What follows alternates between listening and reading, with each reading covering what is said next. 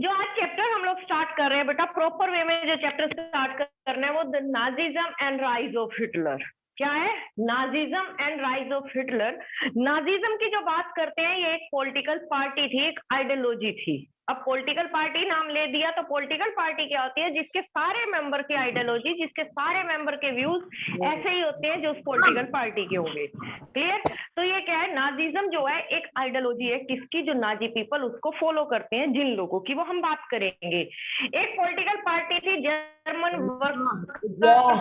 Social party, German socialist worker party, जिसका बोलते हैं आप नाजी पार्टी। अर्लियर जो इसका नेम था, तो अर्लियर इसको हम बोलते थे जर्मन वर्कर सोशल पार्टी। इस टाइम वो कैसे चेंज हो गया? National socialist German worker party, दोनों में डिफरेंस है। तो नाजी पार्टी जो है, नाजिज्म, अब बोलते हैं कि जो नाजिज्म यानी नाजी आइडियोलॉजी के जो लोग थे वो कैसे आएगा आपकी जर्मनी के अंदर, प्लस लेके कौन आ रहा है, यानी राइज ऑफ हिटलर कैसे हुआ। तो बहुत सारे रीजन थे जिसकी वजह से राइज ऑफ हिटलर होगा। अगर इस चैप्टर को स्टार्ट करते हैं, थोड़ा सा इसके कैरेक्टर्स के बारे में देख ले।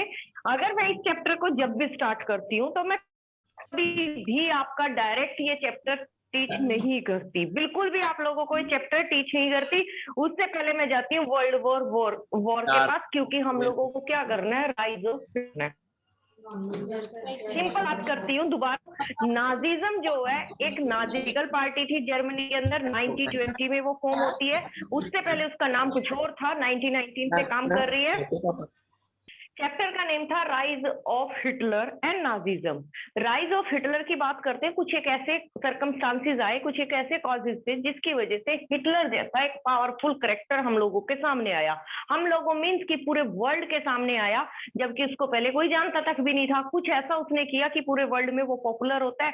चाहे वो पॉपुलर होता है अपनी जर्मनी को एक अच्छी प्रोग्रेस के लिए, चाहे वो होता है आपका पॉपुलर किसके लिए कि वो अपने पूरे वर्ल्ड में उसने अपनी क्रूरटी को स्प्रेड कर दिया। तो नाजिज्म क्या था? नाजिज्म आपका एक थ्योरी थी, एक आइडियोलॉजी थी, जिसको सारे के सारे जो इस नाजी पॉलिटिकल पार्टी को फॉलो करते थे उसके लोगों की बात थी। वो एक व्यू पे, एक आइडियोलॉजी पे काम कर रहे थे, एक जैसी सोच थी सबकी, उस चीज की बात की। फिर हम बात कर रहे हैं कि चलो जब इस चैप्टर को रीड ही करना है, जब इस चैप्टर के बारे में हम लोगों को कुछ सीखना है, तो थोड़ा सा इसके कैरेक्टर्स के बारे में देख लेते हैं। अगर आप कैरेक्टर की बात करते हो बेटा, मेन कैरेक्टर इसका एडोल्फ हिटलर ही होगा। एडोल्फ हिटलर ही क्यों होगा? क्योंकि सारी स्टोरी जो होगी इसी बंदे की वजह से होगी, और ये अकेला बंदा ही एक ऐसा होगा जो कि सेकेंड वर्ल्ड वॉर के लिए रिस्पॉन्सिबल भी होगा।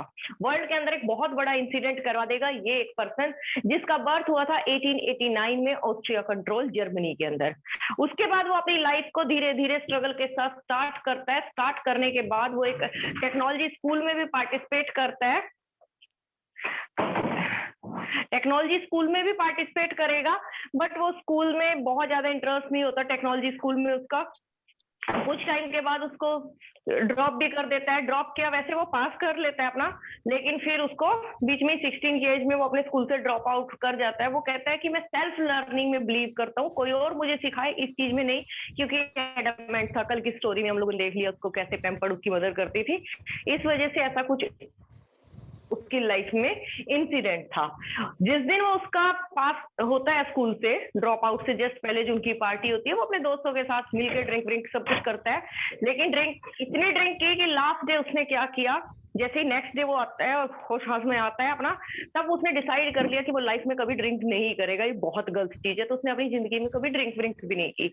एडोल्फ हिटलर की बात करेंगे, कैसे कैसे अपनी कंट्री के लोगों के लिए काम करेगा, ये सारी चीजें। पॉल हिडनबर्ग की बात करते हैं। पॉल हिडनबर्ग जो थे बेटा, प्रेसिडेंट ऑफ जर्मनी थे। ये क्या थे बेटा? प्रेसिडेंट ऑफ जर्मनी थे, president of Germany, president Germany थे। और इन्होंने क्या किया था? आपके हिटलर को चांसलर की पोस्ट ऑफर की थी। चांसलर क्या होता है? सेकंड हाईएस्ट पोस्ट होती है बेटा जर्मनी में। सबसे पहले नंबर पे आएगा प्रेसिडेंट, प्रेसिडेंट के बाद अगर कोई पोस्ट है तो उनकी चांसलर की पोस्ट होती है, वो हिटलर को देता है। ये हिटलर को दिया, क्यों दिया? क्योंकि वो हिटलर की ऑरेटरी स्किल से, हिटलर ने जो काम किया है। कसम, अपना माइक ऑफ कर दो बेटा। Okay sorry. तो वो क्या करता है अपना इन सब से, उसने अपने जैसे भी उससे इम्प्रेस होता है और इम्प्रेस होके उसने उसको चांसलर की पोस्ट दे दी। नो डाउट कि इसने इलेक्शंस में पार्टिसिपेट किया था, 2 बार इलेक्शन में पार्टिसिपेट किया था, 37% इसकी वोट पार्टी भी वोट लेके आएगी, उसके बाद उसको चांसलरशिप मिलती है। हिडनबर्ग उससे इम्प्रेस होके उसको ये चांसलरशिप की पोस्ट दे देता है। 1935 में उसकी डेथ होगी। जोसेफ गेबल्स की बात करते हैं। जोसेफ गेबल्स क्या था बेटा, इसका एक प्रोपगेंडा मिनिस्टर था। प्रोपगेंडा मिनिस्टर क्या था कि जो भी इसके काम होंगे, किसके, हिटलर के, जो ये स्ट्रेटजी रेडी कर रहा है, जो ये काम कर रहा है, उन सबको पूरी पब्लिक में पूरी स्ट्रेटजी को एक प्लानिंग के साथ वो लेके जाता है। प्रोपगेंडा यानी कि जो इसने काम स्टार्ट कर दिया वो आगे स्प्रेड करने का काम किसका है, गेबल्स का था।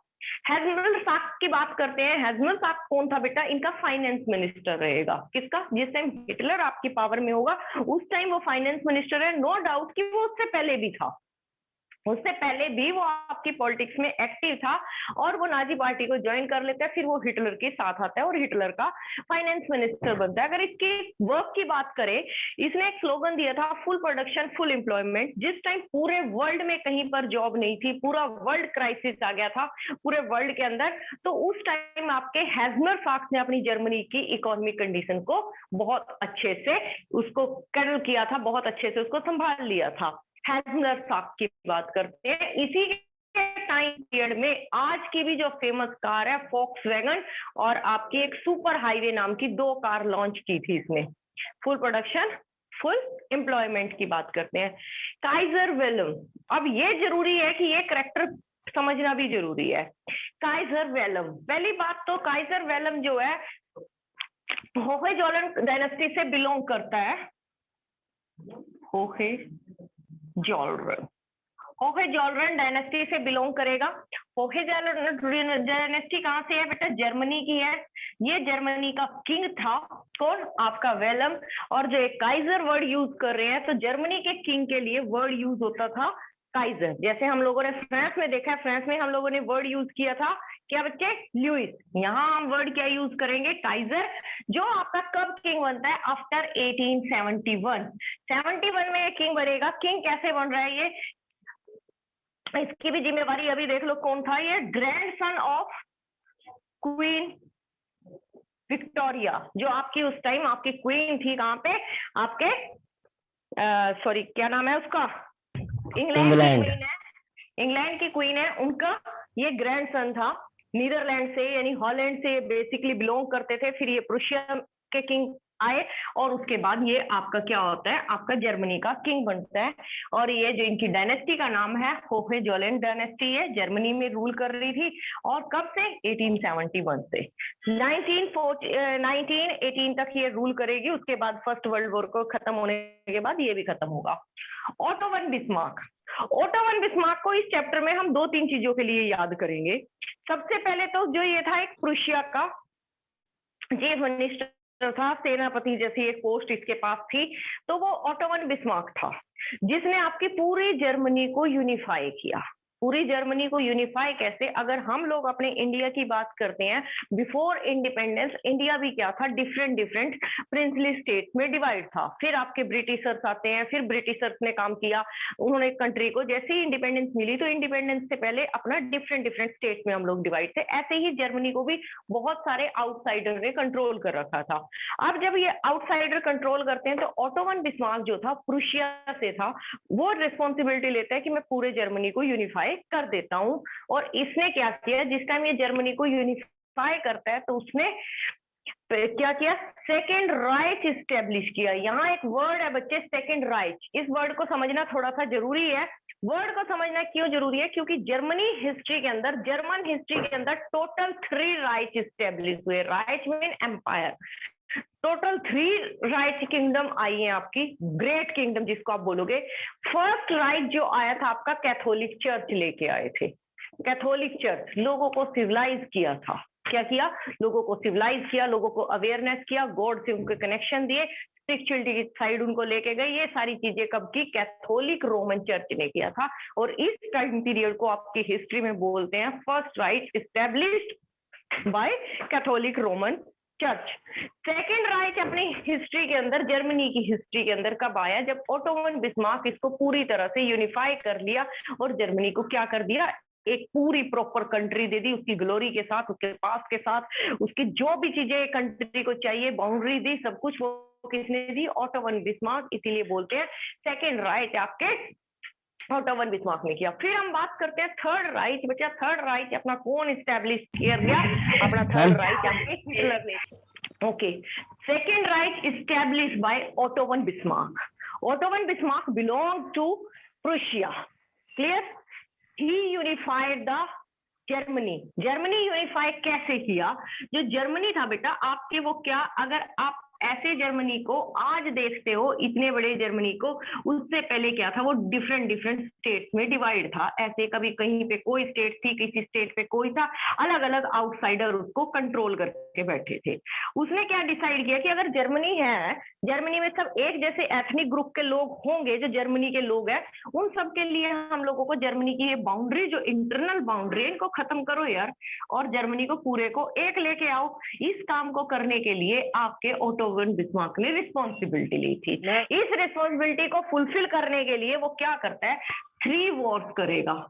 3 वॉर्स किसके साथ किया उसने? ऑस्ट्रिया के साथ किया, क्योंकि सारा सर्दन जो आपका जर्मनी था वो ऑस्ट्रिया के पास था। फ्रांस के साथ करेगा और आपका डेनमार्क के साथ करेगा। इन डिफरेंट डिफरेंट 3 कंट्री को, और कितने? 1864 टू 71 तक ये वॉर उसके चलेंगे। अब बोलो आप। यस, तो तीनों राइट्स हम लोगों ने स्टैब्लिश करवा दी। कहाँ? हिटलर, जर्मनी के अंदर। देन बात करते हैं बेटा, एक नवंबर क्रिमिनल्स आपको वर्ड बार बार मिलेगा आपके इस चैप्टर में। नवंबर क्रिमिनल्स। नवंबर क्रिमिनल्स किन लोगों को बोला है? आपकी जर्मन हिस्ट्री के अंदर हिटलर ने नवंबर क्रिमिनल वर्ड यूज किया है। किसके लिए? जो लोग आपकी ट्रीटी ऑफ वर्साइल्स साइन करेंगे आफ्टर फर्स्ट वर्ल्ड वॉर, वो थे आपके डेमोक्रेट, कैथोलिक और सोशलिस्ट लोग। तीनों ने क्या किया? आपकी ट्रीटी साइन कर दी, जिसको आपकी हिटलर ने एज अ प्रोपेगेंडा ही उसको यूज कर लिया कि इन लोगों की वजह से सारा जर्मनी क्या हो गया? टूट गया, बिखर गया। इन लोगों की सारी रिस्पॉन्सिबिलिटी है कि इन्होंने वर्ल्ड के सामने अपने आप को, और नहीं ये लोग बैठ गए, तो इनको नाम दे दिया नवंबर क्रिमिनल। देन बात करते हैं नाजी पार्टी। नाजी पार्टी क्या? National socialist German worker party. ये पार्टी पहले क्या थी? DAP, German worker social party. 5 Jain 1990 में फाउंड होगी। देन वो क्या करते हैं? 1920 में इसका नेम चेंज कर देते हैं। क्लियर? देन मेन कैंप की भी आपको याद रखना है इस चैप्टर में। मेन कैंप क्या है? वैसे तो हिटलर ने कई बुक लिखी है, लेकिन मेन कैंप की बात करेंगे, एक और बुक की बात करेंगे, 2 बुक की बात करनी है हिटलर की पूरे चैप्टर में। Main camp, my struggle, German में मेन कैंप और इंग्लिश में माय स्ट्रगल। इस बुक के अंदर वो लिखता है 1924-25 के अंदर, जब वो जेल में होता है। जब आपके ये क्या, वाइमर गवर्नमेंट के लोग उसको, वाइमर गवर्नमेंट क्या होगी बताएंगे। वाइमर गवर्नमेंट के लोग उसको क्या करते हैं? जेल में डाल देते हैं। तो जेल में बैठ के वो अपनी एक बुक लिखता है जिसका नाम था main camp. Main camp mean my struggle. वो उस बुक के अंदर क्या किया? उसने अपने पहले पास्ट को देखा, पास्ट से जो कुछ सीखा, उसने जो स्ट्रेटेजी रेडी की, किसके लिए? पावरफुल कंट्री के लिए। वो उस अपनी बुक में सब चीज मेंशन कर देता है। पावरफुल कंट्री कैसे?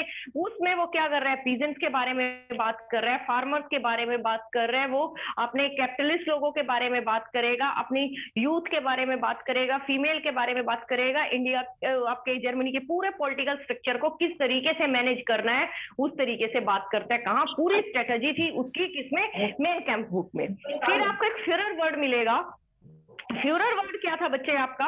फ्यूरर वर्ड हम लोग करते हैं पावरफुल लीडर के लिए। हम लोग क्या, जर्मनी के अंदर पावरफुल लीडर के लिए कोई भी उसको प्रेसिडेंट, चांसलर नहीं बोलता था हिटलर को, सब उसको फ्यूरर, फ्यूरर के नाम से बोलते थे। देन डार्विन और हर्बर्ट स्पेंसर, इन 2 साइंटिस्ट का भी हम लोग नाम रखेंगे। 1 मिनट रुक जा बेटा। Herbert Spencer and Darwin. जो डार्विन है आपका क्या था? एक आपका प्लांट साइंटिस्ट था, प्लांट और एनिमल्स पे अपनी थ्योरी दी थी इसने, फिटेस्ट फॉर सर्वाइवल के लिए इसने और यूज किया था कि जो आपका सबसे फिट रहेगा वही पूरी टाइम तक सर्वाइव करेगा, ऐसा उसने प्लांट्स और एनिमल के बारे में बोला है। बट अपने हिटलर ने तो यहाँ से थ्योरी अडॉप्ट कर ली इन दोनों की। थ्योरी अडॉप्ट करके वो क्या बोलता है कि हाँ, हम लोग आर्यन लोग हैं, आर्यन लोग ग्रेट हैं, पूरे वर्ल्ड में सर्वश्रेष्ठ हैं, और इन ग्रेट लोगों को ही जीने का अधिकार है, बाकी को नहीं है। तो ऐसा उसने स्टार्ट कर दिया। एक टेलफोर टेलर की सीक्रेट बुक थी, जिसमें वो हिटलर के बारे में बोलता है कि अर्थ किसी का गिफ्ट नहीं है, अर्थ को कोई कैप्चर नहीं कर सकता, इस तरीके की उसने टेलर स्विफ्ट की बात करते हैं। शार्लेट बर्डक की बात करेंगे। शार्लेट जो थी उसने एक बुक लिखी जिसका नाम था थर्ड राइच ऑफ ड्रीम्स।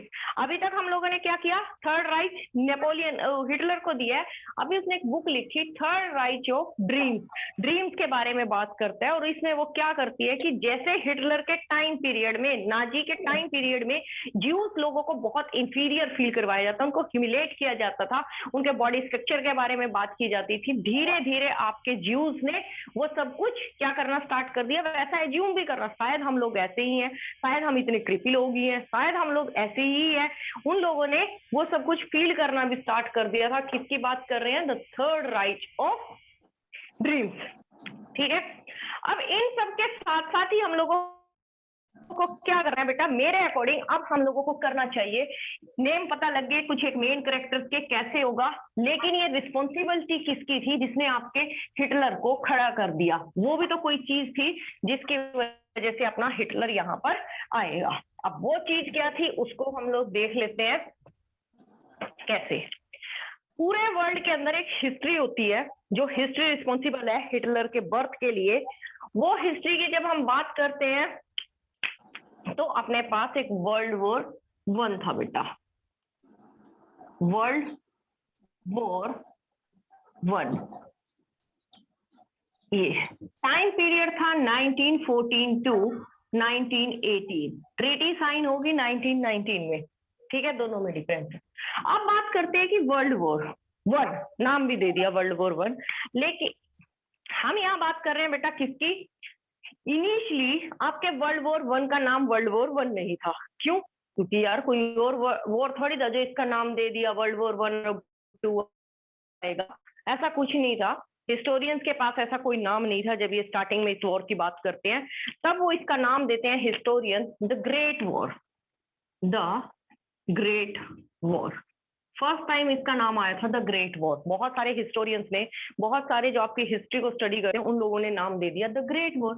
लेकिन यार ग्रेट वॉर का मतलब क्या है, किसी चीज की ग्लोरी थोड़ी कर रहे हैं, किसी चीज को हम लोग हाईलाइट थोड़ी कर रहे हैं, हाईलाइट करने उसकी नेगेटिव चीजों को, क्योंकि वॉर कभी भी आपको ग्लोरी लेके नहीं आएगा। वो तो पुराने टाइम से जब राजा लोग लड़के अपनी ग्लोरी दिखाते थे, लेकिन इस टाइम की अगर आप बात करते हो तो वॉर की वजह से कहीं कुछ अच्छी नहीं होगी, जगह पे डिस्ट्रिक्शन होगा, हर तरीके से खत्म होगी, निस्ते नाबूद होंगी चीजें। तो ग्रेट वॉर कुछ टाइम के बाद हिस्टोरियंस ने तो नेग्लेक्ट कर दिया कि नहीं यार इस नाम के साथ नहीं जाते, कोई अच्छी चीज नहीं है जो हम इसको ग्रेट वॉर जैसा नाम देंगे। तब क्या नाम आया, फिर कुछ टाइम के बाद हिस्टोरियंस ने इसको नाम दिया the war to end all Wars.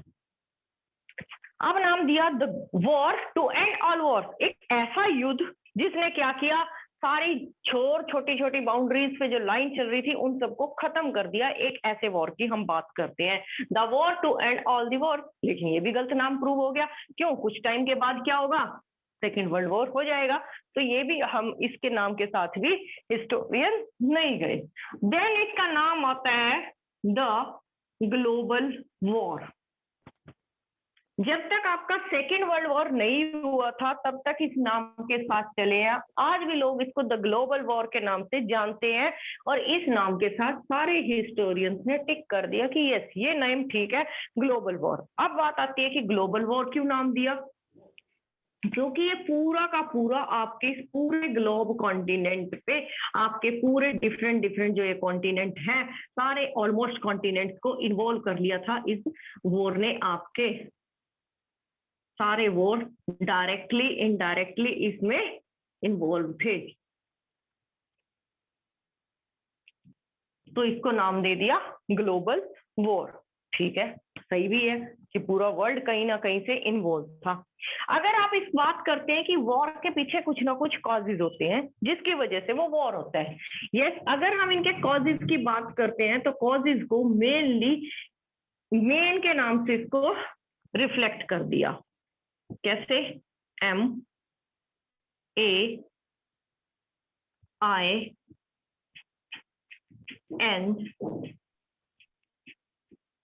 Main. अब ये मेन चीज क्या है इसके बारे में बात कर लेते हैं। Main mean militarism. मिलिट्रिज्म क्या हुआ कि जब इंसान लड़ने की कब सोचता है, जब उसके पास एक अच्छी वॉर करने के लिए आर्मी होगी, मशीन होंगी, सारे वो टूल्स होंगे जो उसको चाहिए, सोल्जर्स बढ़िया होंगे, तभी वो लड़ाई के बारे में सोचता है। तो उसने क्या किया, मिलिट्रिज्म। अगर मिलिट्रिज्म में बात करते हैं, इस टाइम पे डिफरेंट डिफरेंट कंट्रीज के पास लार्ज आर्मी थी। वेरी गुड, अगर आर्मी लार्ज है तभी तो वो लड़ाई के बारे में सोच रहा है, अदरवाइज कौन सोचेगा। दूसरे नंबर पे क्या किया उन्होंने, जो आपके मॉडर्न मशीन्स थी, मॉडर्न वेपन्स यूज किए। इसमें मॉडर्न वेपन्स में आप क्या बात करते हो, फर्स्ट टाइम टैंक्स यूज हुए, first time machine guns use हुई, आपके एयर बॉम्बिंग के लिए फर्स्ट टाइम एयरक्राफ्ट यूज किए गए। इसमें वो सारी काम आपके इन्होंने किया। सेकेंड थिंग क्या थी, आपकी नेवी स्ट्रॉन्ग थी। नेवी स्ट्रॉन्ग थी, नेवी को भी स्ट्रॉन्ग किया। नेवी स्ट्रॉन्ग किस लिए थी, क्योंकि उनको तो यार पूरे वर्ल्ड के अंदर लड़ाइयां लड़नी है तो नेवी चाहिए, तो इसीलिए उनके पास एक नेवी स्ट्रॉन्ग नेवी के साथ भी उन लोगों ने काम किया। ये उनका मिलिट्रिज्म था। ठीक है, पावरफुल आर्मी के साथ हर कंट्री क्या, जिसके पास पैसा है, जिसके पास मनी है, वो इस काम के साथ कर रही है। प्लस पैसा और मनी किसके पास है, जहां पर आपके क्या मिलेगा, आपका इंडस्ट्रियल रेवोल्यूशन स्टार्ट हो गया था। इंडस्ट्रियल रेवोल्यूशन की आप बात करते हो तो उसमें सबसे पहले ब्रिटेन, और ब्रिटेन के बाद, क्योंकि आज भी आपको पता है जर्मनी टेक्नोलॉजी में हाई है बहुत, तो उसमें जर्मनी, इन दोनों के पास तो सारी मॉडर्न चीजें उस टाइम से लोग यूज कर रहे हैं। क्लियर। सेकेंड थिंग हम बात करते हैं किसकी, ए को रिफ्लेक्ट करना है। ए का मतलब क्या है, ए का मतलब था आपके अलायंसेस। अलायंसेस यानी आपकी ट्रीटीज। पूरा वर्ल्ड एक दूसरे को साथ दोस्ती करने पे लगा था, पूरा वर्ल्ड एक दूसरे के साथ कुछ ना कुछ कॉन्ट्रैक्ट कर रहा था, और वो अलायंसेस करके क्या कर रहे हैं, अपने बारे में अपनी अपनी पावर को स्ट्रॉन्ग कर रहे हैं। अगर आप मेन कुछ अलायंसेस की बात करते हो, कुछ दो तरीके के अलायंस हुए। एक आपका मिलेगा ट्रिपल अलायंस। ट्रिपल अलायंस 1882 के ट्रिपल अलायंस की बात करते हैं तो इसके 3 मेंबर थे। कौन, आपका जर्मनी, ऑस्ट्रिया हंगरी, एच लिख दिया मैंने, इटली। ये आपके ट्रिपल अलायंस 1882 के पास थे। अब क्या है, एक और अलायंस था बेटा, पहले था एंटोंट कॉर्डियल, जो 1904 में साइन हुआ। फिर एक और आया ट्रिपल एंटोंटे, इसको नाम बस 1904 को भूल जाओ, बहुत आएंगे वैसे तो लाइन, 2 ही याद रखेंगे। ट्रिपल एंटोंटे, इसमें थे आपके पास, एंटोंट फ्रेंच वर्ड है बेटा, फ्रांस, इंग्लैंड यानी ब्रिटेन, देन आपका रशिया। 3 आए 1907 से। ठीक है बेटा, 1907 से ये इनका अलायंस तैयार हो गया। जब ये अलायंस पहले से ही करके बैठे हैं कि यार तेरे साथ कोई लड़ेगा मैं खड़ा हूं, मेरे साथ कोई लड़ेगा तू खड़े हो जाना, तो पहले से ही प्लानिंग माइंड के अंदर लेके बैठे थे। क्यों लेके बैठे थे, क्योंकि यार इतनी बड़ी अपनी आर्मी रेडी कर ली है, वेपन्स ले लिए, उनको यूज करके देखने का मन था। ठीक है, ऐसा ही बोला जाएगा कि शायद वो ये सब चीजें अपने यूज करके ही देखना चाहते थे, तभी उन्होंने ऐसा काम किया। फिर बात करते हैं बेटा, आय किस चीज को रिफ्लेक्ट करता है, आय रिफ्लेक्ट करता है इंपीरियलिज्म को। क्या था, आपके जितने भी स्ट्रॉन्ग कंट्रीज थी, जैसे ब्रिटेन है, फ्रांस है, जर्मनी है, इन्होंने क्या किया था, आपकी ओवरसीज कॉलोनी थी। ओवरसीज कॉलोनी आपकी अफ्रीका में थी इन लोगों के पास, आपके एशिया में इन लोगों के पास थी, कनाडा इसके ब्रिटेन के अंडर था, अमेरिका को आपने देखा ही है फ्रेंच रेवोल्यूशन के टाइम में कैसे उनको इंडिपेंडेंस मिली थी। तो वो क्या करते हैं, इनकी ओवरसीज कॉलोनी थी और अपनी बाउंड्रीज को एक्सपेंड करने पे ये लोग लगे थे। क्यों, क्योंकि इनको रिसोर्सेज चाहिए थे, वहां से ज्यादा रिसोर्सेज लेंगे, ज्यादा पावरफुल कंट्री होगी। इस तरीके के साथ इंपीरियलिज्म की बात करते हैं। देन बात करते हैं नेशनलिज्म। नेशनलिज्म क्या है, आपकी एक ऐसी फीलिंग होती है जो आपकी कंट्री के लिए आपकी होगी, कंट्री के लिए लॉयल्टी की, लव की, और अपनी कंट्री को ग्रेट प्रूव करने की जो फीलिंग होती है, तो वो भी इन लोगों के अंदर ही थी। नेशनलिज्म की बात करते हैं, ये कुछ मेन कॉजेज थे बच्चे जो आपके वॉर के लिए रिस्पॉन्सिबल थे। यहाँ तक अगर कोई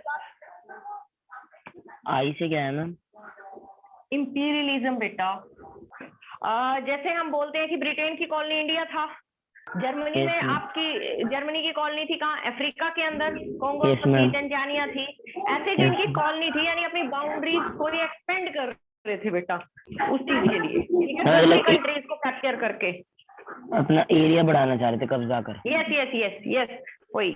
ओके ओके मैम। अब ये चीज हम लोगों ने कर ली।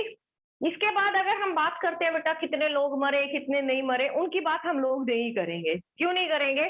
क्योंकि बच्चे अलग अलग बुक में आपको अलग अलग डेटा मिलेगा, और वो आपके नीड की चीज भी नहीं है कि आप उसको डेटा को, ये पर्टिकुलर कोई आपसे पूछेगा कितने 10 मिलियन मरे हैं, 50 मिलियन की डेथ हुई है, कितने वाउंडेड पीपल थे, उन सब के बारे में आपसे कोई नहीं पूछेगा। इसीलिए उस डेटा के पीछे हम लोग नहीं जाएंगे। अब बात करनी है किसकी ये कॉजेज हो गए, आपके कंफ्लिक्ट हो गए। अब कंफ्लिक्ट कैसे थे, इसके लिए आपको एक बात करनी है, कैसे मेन कॉजेज हुआ सब कुछ। क्या बाउंड्री हम लोग देखते हैं कि सब कुछ अपनी एक्सपेंड होती है। अब यहाँ जो इमीडिएट कॉज होगा बच्चे आपका जून 1914 में, उस टाइम क्या है, ऑस्ट्रिया हंगेरी का प्रिंस था। ऑस्ट्रिया हंगेरी का एक प्रिंस था, आर्क ड्यूक। आर्क ड्यूक तो उसके लिए वर्ड यूज होता है बेटा, आर्क ड्यूक मीन कि प्रिंस। आर्क ड्यूक फ्रेंच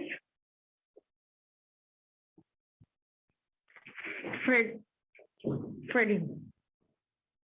ये क्या करता है बेटा, ऑस्ट्रिया से बोस्निया नाम की जगह पे जाता है। बोस्निया में गया, बोस्निया में एक सारजेवो नाम का प्लेस था, वहां पे कोई इसको फंक्शन अटेंड करने के लिए गया था। फंक्शन अटेंड करने गया, विद अपनी वाइफ गया, लेकिन क्या था, सारे कंट्रीज एक दूसरे के दुश्मन थे। वहां पे सर्बिया नाम की एक कंट्री भी थी।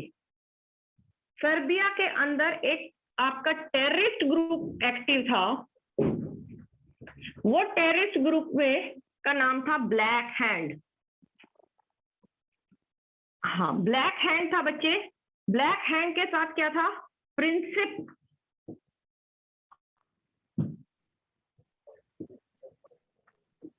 नाम का एक टेररिस्ट है।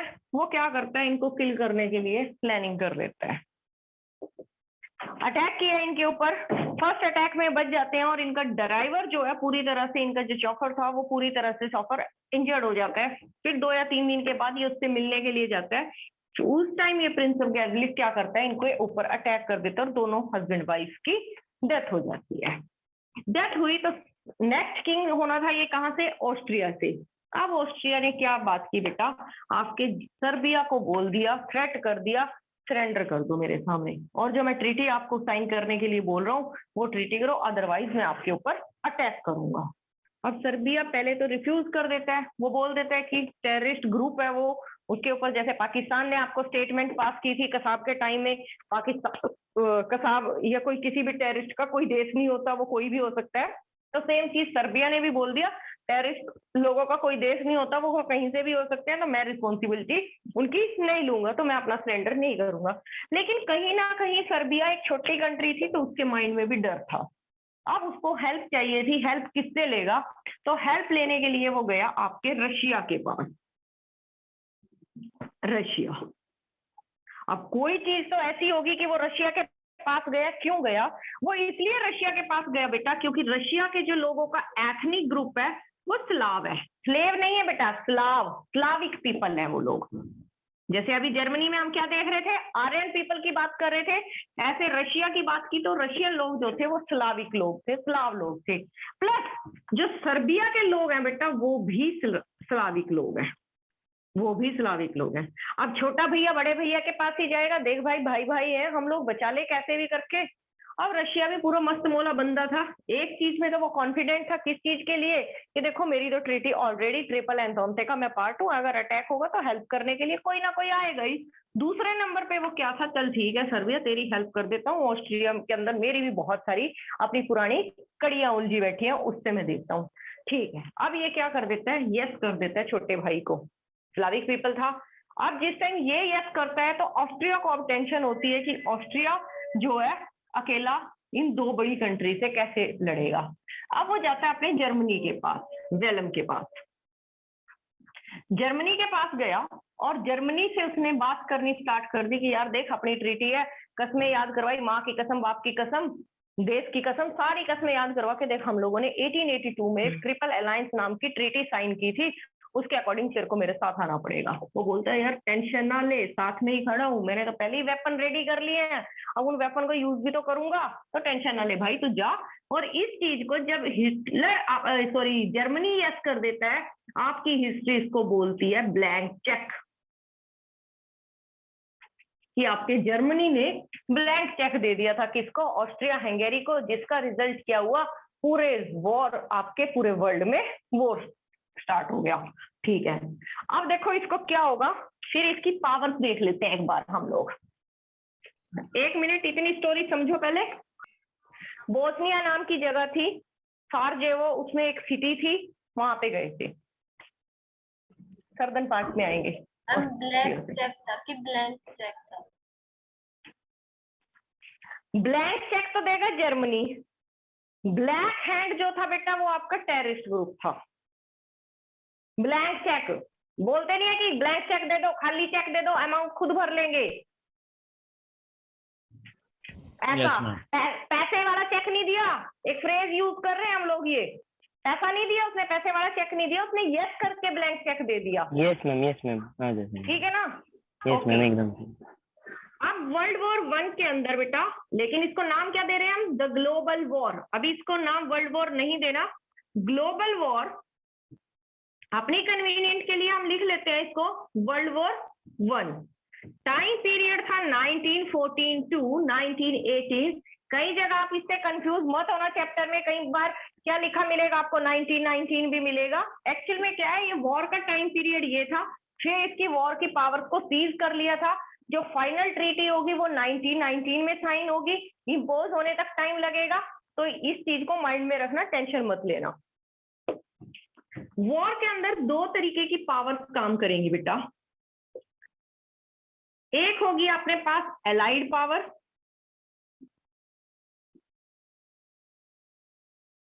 दूसरी होगी अपने पास सेंट्रल पावर। इसी पावर का सेकेंड वर्ल्ड वॉर में फिर से नेम चेंज होगा, ये वही रहेगी, इसका नेम चेंज होगा। कंफ्यूज मत होना, यहां भी कंफ्यूज मत होना, क्योंकि आप लोगों ने ट्रिपल अलायंस देखा है, बट वो ट्रिपल अलायंस वाले लोग यहां मिलेंगे आपको, उस चीज से कंफ्यूज मत होना, सब कुछ ठीक है। अब देखो, फर्स्ट नंबर पे हम लोगों ने नाम किया सर्बिया की हेल्प करने के लिए कौन आया, रशिया। तो बड़ी पावर जो थी अपने पास रशिया थी। ठीक है, सेकंड नंबर पे रशिया के बाद हम लोग नाम लेंगे फ्रांस का। थर्ड नंबर पे नाम लेंगे हम लोग किसका, सॉरी, ब्रिटेन। फोर्थ नंबर पे यूएस। अगर इसमें नाम लेते हैं सबसे पहले कौन था, ऑस्ट्रिया हंगेरी था। ठीक है, क्योंकि अब ये 2 स्टेट होंगे, फर्स्ट वर्ल्ड वॉर के बाद से 2 अलग अलग स्टेट में जाएंगे, पहले ये एक ही होता था, Austria Hungary, second Germany, third number पे ओटोमन एम्पायर। ओटोमन एम्पायर जो आज का मॉडर्न टर्की है, लेकिन उस टाइम क्या था, ओटोमन एम्पायर ही इसका नाम था, अब टर्की है वो। मैम आपने इतने अलग क्यों लिखा? क्या? नथिंग। ठीक है ना? मैम आपने इनको अलाइंड पावर में तो इनको लिखा है, सेंट्रल पावर में इन्हें क्यों? अबे यार, अभी तो बताया तेरे को, कंफ्यूज मत हो। एलाइड पावर ये सारे एक साथ जुटे रहेंगे, सेंट्रल पावर वो अपने अपने किसी न किसी मोटिव के लिए कनेक्ट करेंगे, इसलिए। Okay ma'am. Okay ma'am. बेटा, हाँ जी बेटा। मैम अगर मैम मान लीजिए अगर कंट्री के बीच ट्रीटी साइन हो रखी है और मैम एक कंट्री हेल्प मांगने के लिए आया तो दूसरी कंट्री ने मना कर दिया, तो मैम अभी करेगी ना, मैम अभी करेगी। ओके ओके मैम, अभी देखिए ना, अभी करेगी, रुक जा, अभी करेगी, अभी बताऊंगी। ठीक है, अभी देखिए उसको। अब रशिया की बात कर रहे हैं बेटा। अब रशिया को रूल उस टाइम कौन कर रहे थे, रूल कर रहे थे जार निकोलस।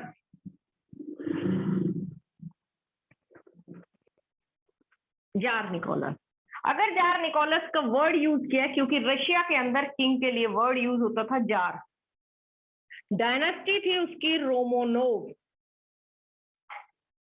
फ्रांस के अंदर उस टाइम तक डेमोक्रेटिक फ्रांस था, तो जो यहाँ पर पीएम थे, पीएम का नाम था जॉर्ज।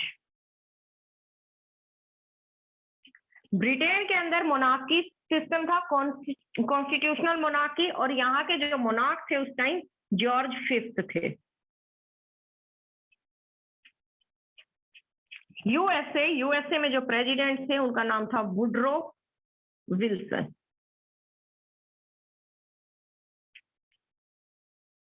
क्लियर? अब यहाँ एक चीज काट होगा रशिया की वजह से, रशिया ने हेल्प कर दी सर्बिया की, लेकिन ये अपना क्विट कर जाता है, लेफ्ट कर देता है वॉर से 1917 में, क्योंकि इसके खुद के घर में क्या था, रेवोल्यूशन स्टार्ट हो गया था, तो अब कंटिन्यूटी में नहीं रह सकता था, उसने बंद कर दिया। यूएस क्या है, पूरा टाइम ज्वाइन नहीं करेगा, ज्वाइन करेगा ये 1917 में। ठीक है, ये मार्च में लेफ्ट करेगा एक पीस पैक्ट के साथ, और ये क्या कर रहा है, ये अप्रैल में ज्वाइन कर लेगा। ठीक है बेटा, वो मार्च में लेफ्ट करता है, अप्रैल में करेगा। इतनी बारीकी से समझने की वैसे नीड नहीं है, एनडीए के लिए तो ये ठीक है। आओ इधर, दूसरी साइड क्या है, ऑस्ट्रियन हंगेरी की बात करते हैं। ऑस्ट्रियन हंगेरी की जिस टाइम आप बात करते हो बेटे, यहाँ पर डायनेस्टी रूल कर रही है हैब्सबर्ग। जर्मनी की बात करते हैं, अभी बताया था होहेंजोलर्न डायनेस्टी रूल कर रही है, काइजर वेलम यहाँ पे है।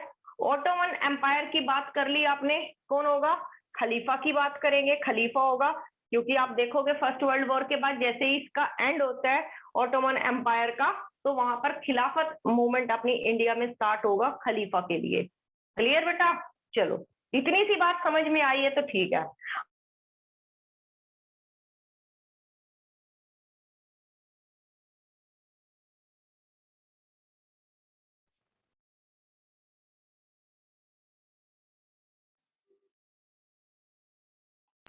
मैम वीडियो रुक गई आपकी।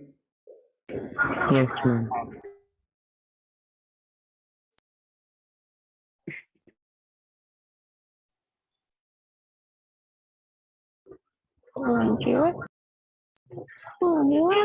ट्रिपल अलायंस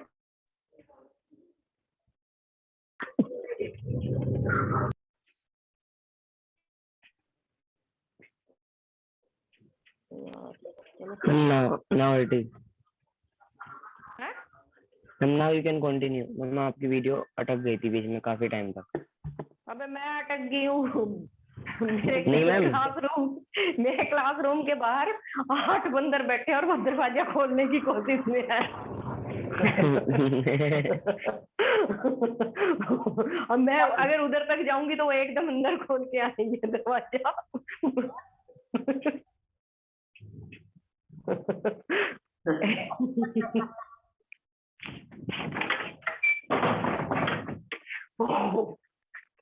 बंदर थे। पानी मिला दे, पानी मिला दे गिलास। कर दिया अब तो मैंने बंद, ऐसे पकड़े बैठते थे।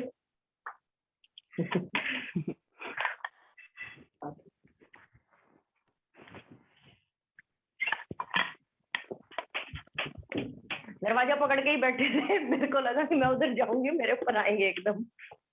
चलो इतना हो गया, वो भी वॉर करने के उसमें। मैम पढ़ रहे थे वो आपका? हाँ वही लग रहा है मेरे को, उनको भी लग रहा था कि कहीं आत्मा तो नहीं है, हिटलर विटलर की उनको गुस्सा तो नहीं आ गया, कहीं गलत तो नहीं पढ़ा दिया। लेके आ गया अपनी नाजी फोर्स को। तो यहाँ बात कर ली हम लोगों ने बेटा कि कौन सी डायनेस्टी है, कैसे रूल कर रही है, इस तरीके से। वैसे इनकी नीड अभी नहीं है हम लोगों को, इस टाइम में आपकी नीड नहीं, इस टाइम तो सिर्फ इनके नाम ही काफी है बेटा। सिर्फ वो क्या है, आपको पता होना चाहिए उस टाइम में कौन किसको रूल कर रहा है, कैसे उनकी प्लानिंग चलेगी। ठीक है, अब फिर से वापस चलते हैं बेटा उसी सिचुएशन पे। क्या थी अपने पास सिचुएशन? सर्बिया। मैम ये ऑटोमन एम्पायर किस साइड से था मैम? क्या बेटा, किस साइड पे था? जर्मनी के साइड, हिटलर के साइड। सॉरी क्या था आपका, ऑटोमन बिस्मार्क। वैसे ये लोग हिटलर क्या हो गया, जर्मनी और आपका जो ये ऑस्ट्रियन एम्पायर है, ये दोनों तो बिल्कुल अपनी उसी ट्रीटी के अंडर काम कर रहे हैं, क्योंकि पहले कस्में खाई थी बैठ के कहीं कि हम लोग ऐसा करेंगे, इटली ने धोखा दे दिया। तो अब ये क्या कर रहे हैं, जो ये करेगा ना, अभी देखना वॉर में क्यों एंटर कर रहा है ऑटोमन एम्पायर, तो इसके तो अपनी प्रॉब्लम पता नहीं क्या थी, ये तो बिना मतलब के लिए एंट्री कर गया। अब यहाँ देखो सर्बिया, बच्चे एक चार्ट बनाएंगे अपना। सर्बिया था, सर्बिया गया हेल्प मांगने रशिया से, ओके, रशिया क्या कर देते हैं, यस कर देते हैं। फिर जब सर्बिया के ऊपर अटैक कौन करेगा बेटा, अपना ऑस्ट्रिया, ऑस्ट्रिया, ऑस्ट्रिया हेल्प मांगने गया किससे, जर्मनी से। जब जर्मनी हेल्प कर देगा इसको, ऑस्ट्रिया को, तभी रशिया ने इसको, ऑस्ट्रिया अटैक करेगा, रशिया हेल्प करेगा, जर्मनी इसको हेल्प कर रहा है। जब रशिया की हेल्प होगी तभी फ्रांस भी एंट्री करेगा, क्योंकि कसमें खाई थी भाई पहले ट्रिपल एंटोंटे की। फ्रांस एंट्री करते तो एक दूर बैठा देख रहा था सबको, वो कौन था, आपका ऑटोमन एम्पायर। उसको क्या प्रॉब्लम थी एक्चुअल के अंदर, अगर आप ये यूरोप का मैप देखते हो बेटा, ये मैप, और ये पूरा आपका रशिया है। रशिया में यहाँ आपका जो था आपका ऑटोमन एम्पायर था, और एक आपकी पोर्ट थी बच्चे, जो आपका रास्ता देती थी किसको, रशिया को, पूरे वर्ल्ड के साथ कनेक्ट करने के लिए। उसका नाम था डार्डेनल, जो आपके ऑटोमन एम्पायर के बिल्कुल पास थी।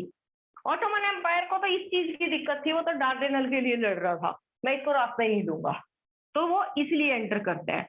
फ्रांस आ गया, फ्रांस के बाद फिर कौन आता है, आपका इंग्लैंड भी आएगा। इंग्लैंड का भी एक मोटिव नहीं था, दो तीन मोटिव थे। एक तो कहीं ना कहीं चिढ़ थी बेटा जर्मनी से। जर्मनी से चिढ़ क्यों थी, पहले ही हम लोगों ने बोल दिया, ये कौन था, ग्रैंड सन ऑफ क्वीन था।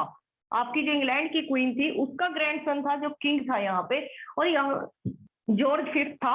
वो होती है ना, मामा के बेटे के नंबर ज्यादा आगे, बुआ के बेटे के कम, तो वो वाली जेलस भी इनके पास थी। क्यों थी, इंग्लैंड टेक्नोलॉजी में आगे चल रहा था, इंडस्ट्रियल रेवोल्यूशन।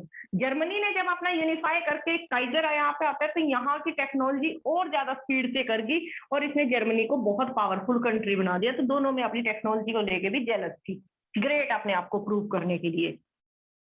तो इन लोगों की सबकी लड़ाई। अब ये देखो, इस पूरी पिक्चर में आपको कोई और दिखाई नहीं दे रहा, ये तीन। अब बात करते हैं हम यूएस की। अब यूएस क्या है, यूएस तो अलग बैठा है बिल्कुल, कहीं नहीं लड़ रहा वो किसी के साइड से। न्यूट्रल हूँ बोल रहा है, मैं तो न्यूट्रल हूँ, मेरे को कुछ नहीं चाहिए। बट न्यूट्रल होने के बाद भी उसने क्या किया, वो यहाँ इसको हेल्प कर रहा है, किसको, आपके इंग्लैंड को। किस चीज से, फूड ग्रेन दे रहा है, वेपन्स दे रहा है, फिर इसको भी दे रहा है, भाई तू भी यूज कर, फूड ग्रेन दे रहा है, वेपन दे रहा है। क्यों दे रहा है, बोल रहा है कि मेरे पास अच्छा फूड है, व्हीट मेरे अच्छी ग्रो कर लेता हूँ, तुम लोग क्या करो, अपनी फैक्ट्रीज में जो भी सामान तैयार कर रहे हो सिर्फ वॉर से रिलेटेड करो, सब लोगों को इन्वॉल्व करो, खेती बाड़ी बंद करो कुछ दिन, मैं तुम लोगों की ये नीड पूरी करता हूँ। ओके ठीक है। लोग कहीं ना कहीं लोगों के माइंड में क्वेश्चन भी आता है कि यार फूड ग्रेन जैसे ही वॉर खत्म होगा, क्योंकि इनको ये लगता था वॉर हम बड़ी जल्दी खत्म कर लेंगे, ज्यादा लंबा टाइम नहीं चलेगा, तो इसने बोला कोई दिक्कत नहीं, जैसे वॉर खत्म होगा तो तुम मेरे को मेरा ग्रेन वापस कर देना, कोई प्रॉब्लम नहीं है। ओके एग्री करते हैं। प्लस मनी से भी उनकी कहीं ना कहीं हेल्प कर रहा था। Very good. ये सेम चीज आपके जर्मनी ने भी डिमांड की यूएस से, तो वो रिफ्यूज कर देते, मैं तो नहीं देता तेरे को, मैं तो न्यूट्रल हूं, मैं वॉर में किसी के साइड नहीं हूं, तो वो यहाँ इसको रिफ्यूज कर देते हैं। कारण क्या था, कारण तो वही था, बच्चे तो इन्हीं के थे, ब्रिटिशर्स लोगों ने कैप्चर कर रखा था, फ्रेंच लोगों ने कैप्चर कर रखा था, तो इंग्लिश लोग तो वही थे यूएस के अंदर भी, खून तो उन्हीं का था, तो उन्होंने जर्मनी के लोगों को हेल्प नहीं की। ओके नहीं कर रहे तो चलो भाई लड़ते रहो। धीरे धीरे लड़ाई हुई, कहीं बैटल ऑफ सोम होते हैं, कहीं कुछ होता है, बहुत सारी लड़ाइयां चलेंगी। कहीं पे जापान भी एंट्री करेगा, जापान भी इनके साथ ही आएगा, फर्स्ट वर्ल्ड वॉर में तो इनको हेल्प करने के लिए आएगा जापान। एक्चुअल में हेल्प क्या कर रहा था, वो अपने लिए काम कर रहा था, क्योंकि जो चाइना के अंदर आपकी जर्मनी की टेरिटरी थी, उनको कैप्चर करने के लिए जापान भी आगे था और जर्मनी भी थी, वो इस तरीके से वो लड़ रहा था। इधर ये भी आपका लड़ ही रहा था ऑटोमन एम्पायर, तो सब एक दूसरे के साथ खड़े हो गए वॉर में। अब बात करते हैं, फिर भी ये तो 4 कंट्री इधर है, 4 कंट्री इधर है, ये मतलब क्या, हम इसको ग्लोबल वॉर बोल रहे हैं। ग्लोबल वॉर इसलिए बोल रहे हैं क्योंकि बेटा आपकी जो सारी कॉलोनीज थी, ये कॉलोनीज तो इन्हीं लोगों की थी ना। और अब क्या करें, अगर इंडिया की बात करते हैं, 13 लाख सोल्जर्स को लेके गए थे अपने इंडिया से फाइट करने के लिए। अपने लोगों को नहीं लड़वाना था उन्होंने, अपने लोगों को तो सिर्फ सीनियर पोस्ट पे लेके जाते थे, मरने के लिए तो अपन इंडियन लोग थे, उनको लेके जाएंगे। प्लस उसमें से आपके 50,000 के अराउंड जिनकी डेथ होती है उनके लिए इंडिया गेट बना है बेटा, उनके लिए इंडिया गेट बना है, उनके मेमोरी के लिए। तो ये सब चीजें चली। अब यूएस, पहले आप बात कर लेते हैं रशिया 1917 में, वो तो इसके रेवोल्यूशन के टाइम पे करेंगे, लेफ्ट कर जाता है, खुद की कंट्री में लड़ाई होती है। अब इनको कोई नहीं पूछ रहा, सर्बिया वर्बिया को कोई नहीं पूछ रहा, ये आपस में ही लड़े जा रहे हैं सब। और यूएस एंट्री करता है क्योंकि अब जर्मनी को गुस्सा आ गया यार, जर्मनी को गुस्सा आया तो उसके पास यू बोट नाम की सबमरीन होती थी। उसने क्या किया, अटलांटिक ओशन में यूएस का एक शिप था, सिविलियन का शिप था, जिसका नाम था क्या था, ल्यूसिटेनिया। ल्यूसिटेनिया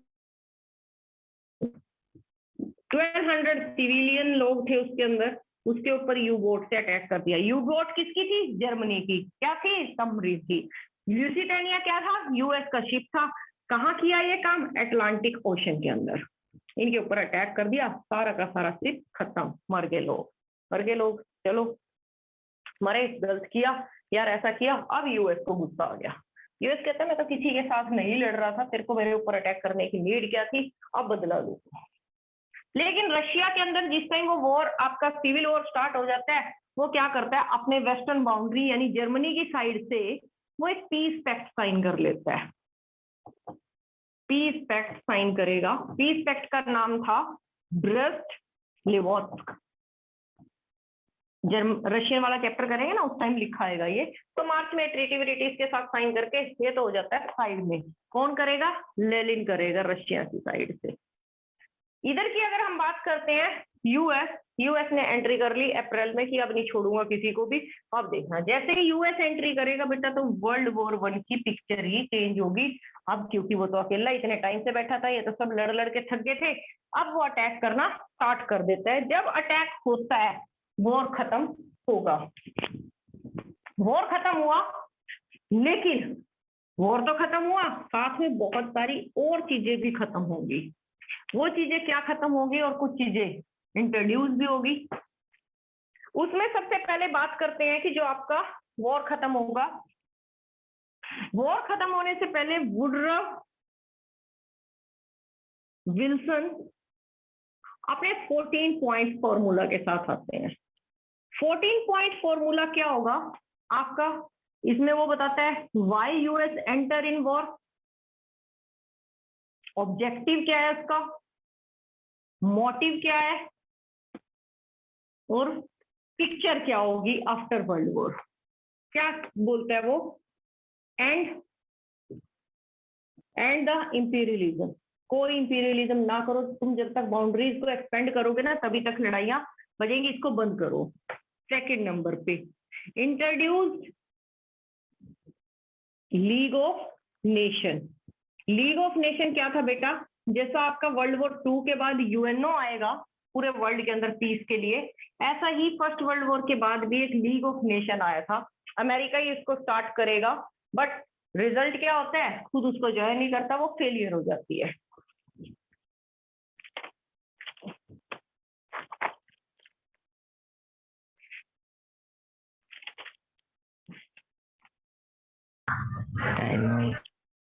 टाइम हो गया है। और साथ में वो क्या कर रहा है, पीस की बात करेगा, फ्रीडम ऑफ नेविगेशन की बात करेगा। वो क्या था बच्चे आपका, कि आप कहीं पर भी ट्रेड के लिए अपने शिप, क्योंकि उसके शिप पे अटैक हुआ था, फ्रीली आप क्या कर सकते हो, कोई भी शिप अपना कहीं से भी ट्रैवल कर सकते हो, एक दूसरे के शिप के ऊपर कोई अटैक नहीं करेगा। ऐसा उसने 14 वुडरो विल्सन पॉइंट किया। साथ ही वो क्या बोलता है कि अब इस वॉर को खत्म करो। वॉर को खत्म करने के लिए सीज तो पहले कर देंगे, फिर एक ट्रीटी साइन होगी बेटा, ट्रीटी ऑफ वर्साइल। अब ये ट्रीटी ऑफ वर्साइल क्या थी, सबसे पहले तो क्या कर दिया आपके जर्मनी को गिल्ट ऑफ वॉर, यानी कल्प्रिट किसको बना दिया, क्या बेटा, मैम जो उनकी तरफ से जब उन्होंने रशिया ने जर्मनी के साथ वो किया था पीस ऑफ, उसका जो उन्होंने ट्रीटी साइन की थी, यस मैम, वो किस में की थी? लेनिन, वो कौन था? लेनिन था, और इधर से जर्मन का एक रिप्रेजेंटेटिव था मॉन्स्लो। मतलब रशिया का रिप्रेजेंटेटिव था लेनिन। यस। Okay ma'am. चलो बात कर रहे हैं हम लोग किसकी? आपके गिल्ट ऑफ वॉर किसको कर दिया कल्प्रिट? आपके जर्मनी को कर दिया। कल भी हम लोगों ने बात की थी जर्मनी को क्यों कल्प्रिट कर दिया, सुन रहे हो?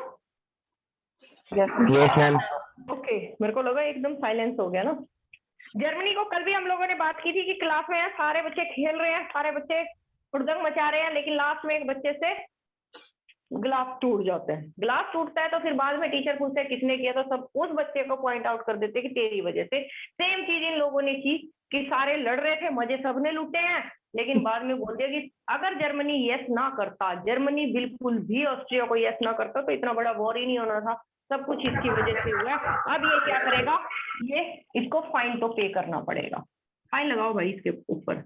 अब फाइन के लिए क्या होगा, वो ऐसी ह्यूमिलेटिंग ट्रीटी थी, वो आज नहीं करेंगे। टाइम बताओ मेरे को क्या हो गया, बस 2 मिनट रहती है ना इस। हाँ, इस ट्रीटी की तो बात कल कर लेंगे बेटा, लेकिन इसमें मैं आपको कुछ और बता देती हूँ।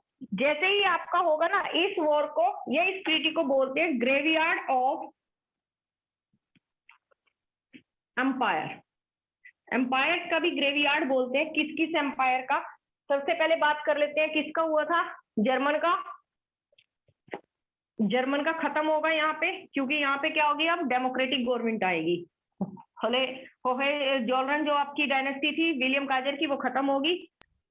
फिर ऑस्ट्रिया हंगेरी का अंदर भी हैब्सबर्ग डायनेस्टी खत्म होगी। 2 डिफरेंट कंट्रीज बनेंगी ये लोग। तीसरे नंबर पे रशिया, क्योंकि रशिया की कंट्री में क्या हो गया था, रेवोल्यूशन, वहां पर भी रोमानोव डायनेस्टी का एंड हो गया है, वहां पर भी क्या आएगी, अब डेमोक्रेटिक गवर्नमेंट आएगी। 4th नंबर पे ऑटोमन एम्पायर। ऑटोमन एम्पायर में खलीफा की बात की थी हम लोगों ने, खलीफा को खत्म कर दिया ऐसा। कल का जो लेक्चर होगा उसमें हम लोग करेंगे ट्रीटी ऑफ एम्पायर की बात करेंगे। और जैसे ये ट्रीटी होगी, ये आपका क्या होगा, कुछ नई चीजें आई, इंट्रोड्यूस हुई, डिफरेंट कंट्रीज होंगी, क्योंकि जो कंट्री पहले एग्जिस्ट नहीं करती थी अब वो अपनी कंट्री एग्जिस्ट करेंगी। जर्मनी भी किस में कन्वर्ट होगा, क्योंकि सारे उसको लोग बांट लेंगे। वाइमार रिपब्लिक के नाम से इंट्रोड्यूस होगा नया जर्मनी, और उसके साथ क्या है, यूएस जो है सुपर पावर बनेगा, और ब्रिटिश फ्रांस क्या है, कंसोलिडेटेड पावर बनेगी, क्योंकि सारी पावर अब उनके कंट्रोल में होंगी। और लीग ऑफ नेशन आएगी। लीग ऑफ नेशन के साथ साथ आपके क्या होंगे, राइज ऑफ हिटलर होगा। क्लियर बच्चे? ओके, ब्लेस यू बच्चे।